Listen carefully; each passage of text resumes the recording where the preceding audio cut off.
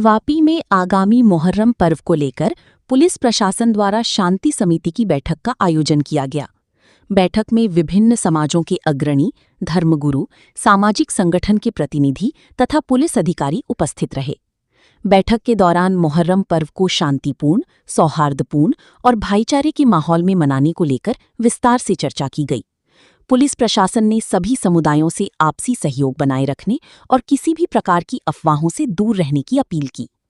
इस अवसर पर डीवाईएसपी बीएन दवे ने उपस्थित लोगों को संबोधित करते हुए कहा कि मुहर्रम का पर्व हर्षोल्लास और आपसी सद्भाव के साथ मनाया जाए। उन्होंने सभी से कानून एवं प्रशासन द्वारा निर्धारित नियमों का पालन करने तथा शांति व्यवस्था बनाए रखने में पुलिस का सहयोग करने की अपील की।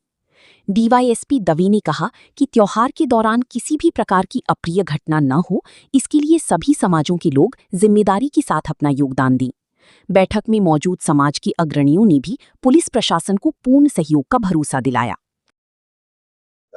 आज रोज आगामी तहेवार मोहरम અને અષાઢી બીજની જે યાત્રા નીકળે છે એના અનુસંધાને વાપી વિસ્તારના જાગૃત નાગરિકો, ધાર્મિક તેમજ સામાજિક સંસ્થાના આગેવાનો તેમજ શાંતિ સમિતિના સભ્યો સાથે એક મિટિંગનું આયોજન કરાવવામાં આવ્યું છે।